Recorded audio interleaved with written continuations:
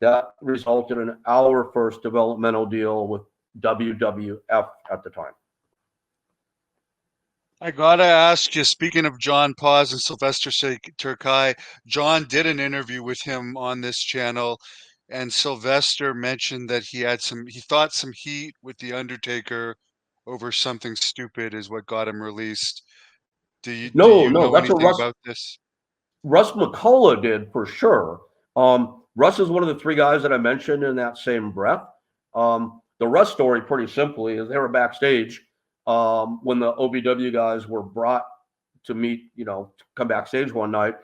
And Russ, who's a total sociopath, super smart guy again, super articulate, very Ultimate Warrior-ish in personality.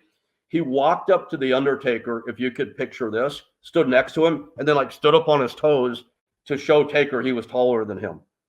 Oops. So that got him canned pretty fast. If Sylvester had heat with The Undertaker, this is absolutely the first I'm hearing about it. And I have to say this, I would be absolutely shocked.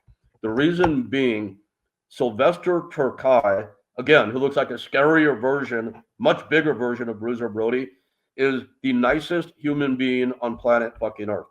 This guy, I can't imagine him having heat with anybody for any reason. So it was a long answer. I'm sorry, but I have no idea. I was supposed to do a program with Batista and The Undertaker. And, that did not end up happening. And those are long stories in of themselves. Whenever I had confronted The Undertaker, Mark, about we were supposed to start a program in the Philippines, all of a sudden I got taken off the card, and I already had my passport and all that stuff, ready to go, and everything was ready. And then all of a sudden, last minute, I was taken off.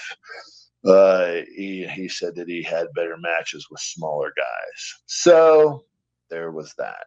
But unfortunately, sometimes it just doesn't always work out the way you want it to.